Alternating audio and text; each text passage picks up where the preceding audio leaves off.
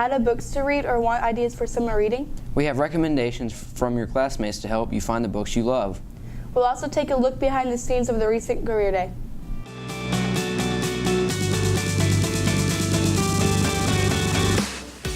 Today is Wednesday, April 19th, 2017. We all have been probably asked, what do you want to be when you grow up? We recently had our annual Career Day here at SCMS, and hopefully some of you are better able to answer that question. Yes, it was informative and a huge success. We caught up with a few of the speakers and also talked to the brains behind the day, Ms. Cox. Let's check it out. How did Career Day get started? What was your vision for it in the beginning? This was our 7th Career Day here at the middle school, and I guess about 8 years ago, when I was in the library with Miss Karen, she and I started planning for Career Day. We wanted to, at that time it was just for the 8th graders, and we started with about 17 speakers that year, I think. And we wanted students to be able to meet some Spencer County High School graduates and see what kind of careers that they were involved in and that could be opportunities for students here. You spend a lot of time planning and organizing Career Day. What's the most rewarding part of all this hard work? I think at the end of the day, on Career Day, when everything's over, it's really rewarding to hear students either in the hallway or in our classes talking about some of the speakers that maybe they heard from that day, or some of the cool careers that they got to see. This year especially, Ms. Butler put together a reflective activity for us in pause groups. And it was one of the most rewarding things, I think, over the 7 years that I've experienced, hearing students, again, talk about not just the speaker that they heard, but their plans for the future, and really got them geared, thinking in that direction. What are a few of the biggest challenges you face when planning Career Day each year? Well, the biggest challenge is just logistics. Like I said, we started with 17 speakers the first year, just for 8th graders. This year, a couple of years ago, we were able to expand that to school-wide, so 6th through 8th grade. This year we had 66 speakers in the building and 9 different Skype sessions that we were doing all across the United States and in Africa. And just trying to fit that into everyone's schedules and have it fit into the class periods that we have here, whether a speaker was able to come for just one class period or for the whole day. And then we always have at the last minute, people who either get sick or aren't able to show up, and so we start, shuffling speakers around. So that's logistics and scheduling are the biggest hurdles. Before we finish, what lesson or lessons do you want students to take away from Career Day? I think the biggest lesson that I hope students have learned, and we don't hear these comments as much now at the middle school, so I hope that Career Day has impacted this a little bit, but when Ms. Karen and I were first talking about it, and other teachers also in the building noticed that sometimes students had this attitude that they couldn't do something in life, or that they weren't going to be able to have the same opportunities because they were from Spencer County. And so we really wanted to try to change some of that thought process, and bringing in graduates from Spencer County who are doing some really cool things and all around the world. And over the last 7 years, we've been able to meet them and get to know them and Skype with them, and a lot of them come back every year. And so we don't hear that as much from students now. We hear things like, I am going to be this, or I am going to do this when I graduate from high school. And that's the biggest lesson I think that I, and I know other teachers and administrators want our students to know, is that because you are from Spencer County and because you are a student of Spencer County Middle School, you have all of these opportunities available to you. I want to make sure to say thank you to all of the teachers and the staff in our building, administrators.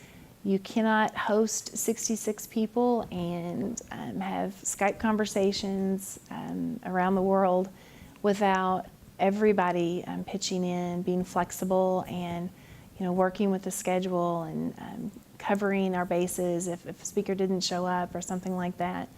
I cannot thank everybody enough for helping us pull off Career Day this year, and so many speakers who are just ready to sign up again for next year.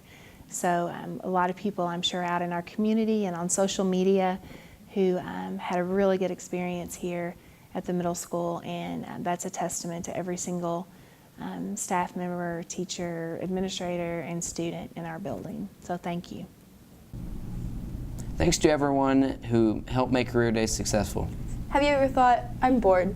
Well, look no further. Here's Mary with entertainment ideas to liven up your life.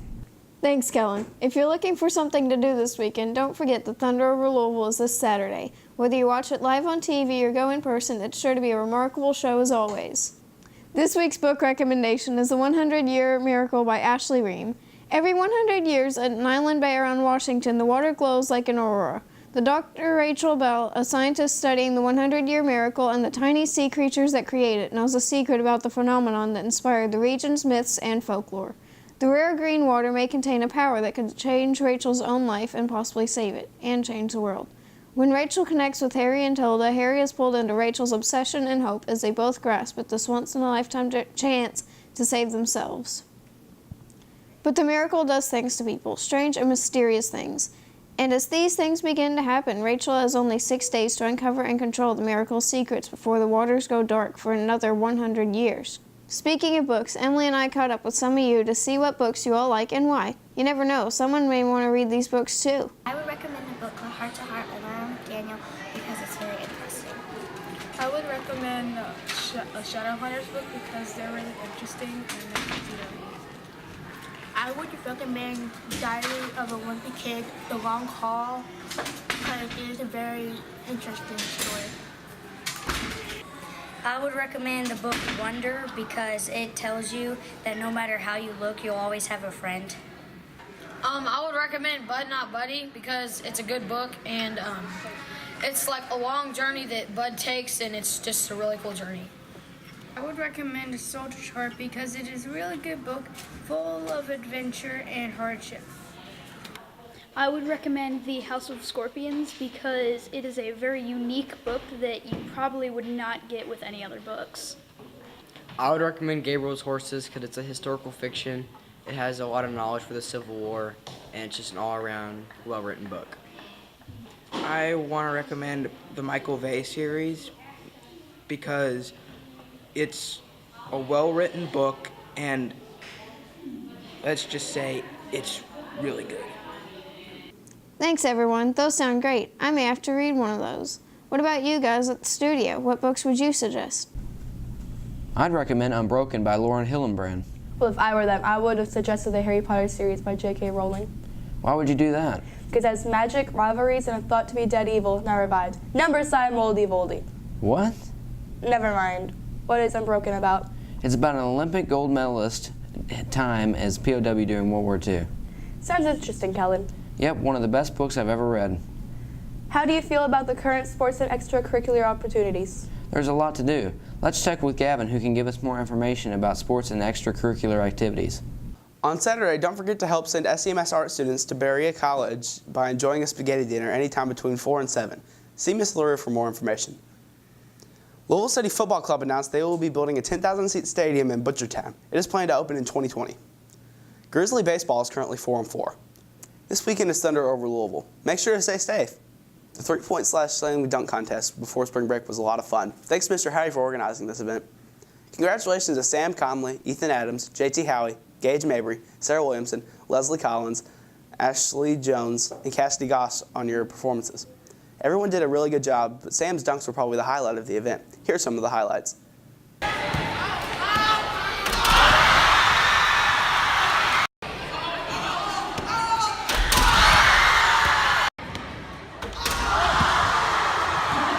That's it for this week. Back to you guys. I'm excited for spaghetti dinner. Every time I've gone, it's been phenomenal. The art students work really hard to make it the best experience possible, and yet with the new restaurant, Da Vinci's Restaurante, it will be amazing. Now it's time for us to do This Day in History. On this day in history, the Baltimore riot of 1861 took place. This is where the first bloodshed of the Civil War took place. Baltimore, Virginia was split into many views on the war. Many were anti-war, but tensions grew between Abraham Lincoln was elected. When the war began after Fort Sumter fell, the tensions in Baltimore burst and riots broke out. This led to the first bloodshed of the Civil War. Did you know that today was also the anniversary of when the Revolutionary War began? No, I did not. Today in 1775, the battles of Lexington and Concord took place. British forces marched into Lexington, Massachusetts, looking to destroy ammunition and war supplies, as well as trying to make it to Boston. The battle began with the shot heard around the world. This wraps up this episode of the Grizzly News. Remember, we only have 24 more school days left this year. Now is the time that we need to put forth 100% effort. Let's end the school year off with a bang. See you next week.